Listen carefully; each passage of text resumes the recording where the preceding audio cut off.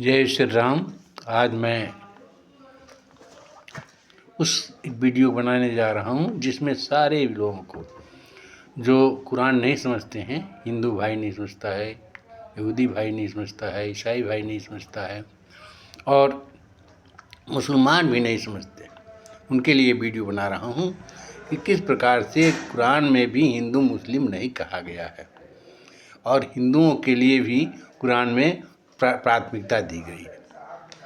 देखते हैं कि अरशद मदनी और महमूद मदनी ये बार बार चिल्लाते हैं, अल्लाह के अलावा किसी की मैं इबादत नहीं करूँगा, अल्लाह के अलावा किसी की मैं इबादत नहीं करूँगा। मैं उनसे पूछता हूँ कि कुरान जो है नाजिल हुआ आज से 1400 वर्ष पहले और वो हमको दिखा दें किसी किताब में कि अल्लाह शब्द जो है 1400 वर्ष पहले किसी किताब में लिखा हो। इसका मतलब कि आप यही मानते हैं कि जो बाद में अल्लाह लिखा गया है, कुरान में अल्लाह लिखा गया वही अल्लाह है, जबकि कुरान में स्पष्ट समझाया गया है कि अल्लाह कौन है। अब इसके बारे में मैं आपसे आगे बताना चाहता हूँ कि कुरान में क्या लिखा गया है। जब कुरान नाजिल हुआ उसी समय लिखा हुआ है कि हे मोहम्मद, इसे अल्लाह के सिवाय कोई और नहीं बना सकता। लेकिन अल्लाह समझते थे कि मुसलमान जो है वो ज़्यादा पढ़ा लिखा नहीं होगा, समझ नहीं पाएगा, तो उन्होंने कहा कि इसको समझाना पड़ेगा। तो आगे लिखे हैं दूसरी लाइन में, बल्कि सारे पहले वाले किताबों के मैं कलाम को तस्दीक करता हूँ। हे मुसलमानों, मैं प्रमाणित करता हूँ कि वेद, पुराण, गीता, रामायण, जबूर, तौरात, ये जो पहले वाली किताब तुम कुरान के पहले आई है उसको मैं प्रमाणित करता हूँ कि वो सब सही है। इसका मतलब कि यदि रामायण में लिखा है कि राम ईश्वर हैं तो ईश्वर मानो, यदि गीता में लिखा है कि कृष्ण ईश्वर थे ईश्वर मानो, लेकिन ये तो मानते नहीं हैं। अरे जब दोनों बात एक ही जगह लिखा हुआ है तो उनको मानने में क्या, इसलिए तुम समझते नहीं हो कुरान में क्या लिखा हुआ। यहाँ कहीं हिंदू मुस्लिम एक नहीं किया गया है। यह प्राथमिकता दी गई है हिंदू की वेद, पुराण, गीता, रामायण को कि कुरान उतर गया तो ऐसा न हो कि तुम बिचल जाओ अपने धर्म से। इसलिए उन्होंने कहा है कि ये सारी किताबों को मैं तस्दीक करता हूँ। तस्दीक मैंने प्रमाणित करता हूँ कि इसमें जो लिखा हुआ है वो सारा बात सही है। उसके आगे जो लाइन में लिखा गया यह उसका तफसील है। मैंने तुम्हारे कुरान में जो भी प्रश्न लिखा गया है और जो तुम्हारे समझ में न आवे तो उसको विस्तार से समझना चाहते हो तो इस वेद, पुराण, गीता, रामायण को पढ़ लो, उसमें सारा विस्तार से तुम्हारा वर्णन मिल जाएगा। और उसके बाद अल्लाह ने यह कहा कि कहीं ये अल्लाह अल्लाह न चिल्लाने लगें, अल्लाह को ही अपना ईश्वर मानने लगें, उसके अलावा सारे ईश्वर को नहीं माने। तो उन्होंने कहा एक लाइन कि संसार का मालिक अल्लाह ने बनाया है। हे मुसलमानों, वो अल्लाह मुसलमानों के मालिक नहीं है जिसको तुम अल्लाह अल्लाह चिल्ला रहे हो, वो मुसलमान संसार का मालिक है। माने हिंदुओं का भी है, मुसलमानों का भी है, यहूदियों का भी है, सबका मालिक है। तो तुम खाली अल्लाह अल्लाह चिल्ला करके मत करो। इसलिए उसमें स्पष्ट समझा दिए कि मुसलमान के लिए कुरान उतारा गया, लेकिन मुसलमान जो है ये नहीं समझे कि कुरान के पहले जो किताबें उतारी गई हैं उसमें जो लिखा है उसको हम नहीं मानेंगे।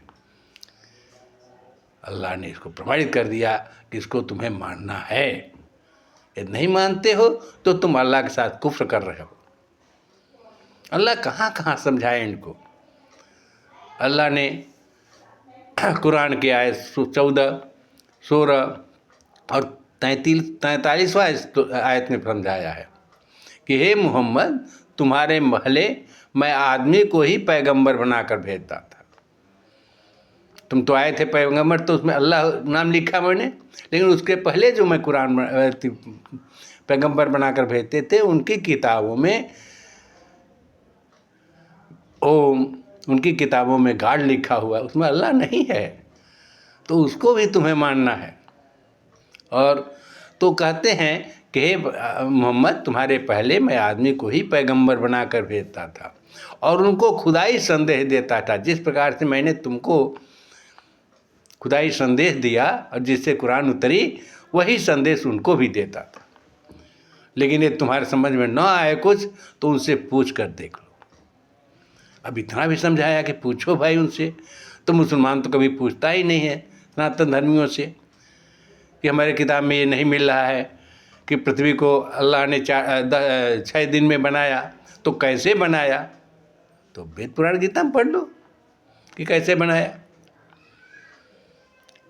और उससे स्पष्ट समझाया। फिर एक आयत है 7, 6 और 108, उसमें कहा कि हिंदू में कोई भेद नहीं है। हे मोहम्मद,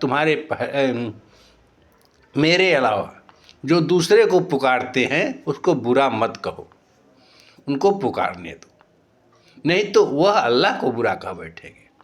अब इससे स्पष्ट बात क्या हो सकती है कि जो अल्लाह को इबादत करता है अल्लाह की इबादत करे, जो राम की इबादत करता है राम की इबादत करे, जो कृष्ण की इबादत करता है कृष्ण की इबादत करे, और जो गाड की इबादत करता है गाड की इबादत करे। तुमको बुरा मत कहो, उनको कुछ रोको मत, उनको करने दो, यह मेरा आदेश है।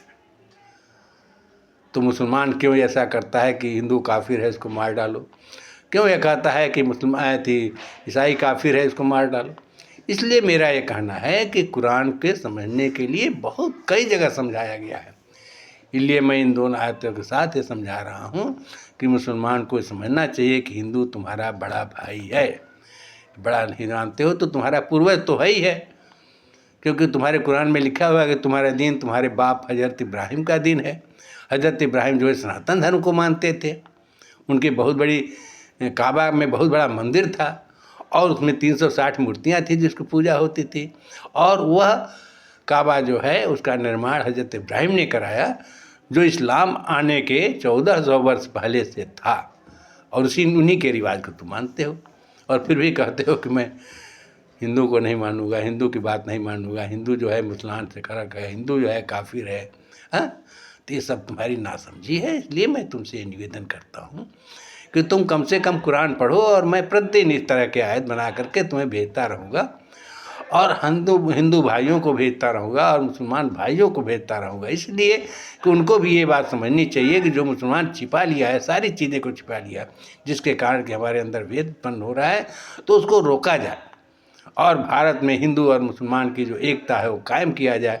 उसके लिए ये सब आयतें जो हैं वो बहुत बल देंगी।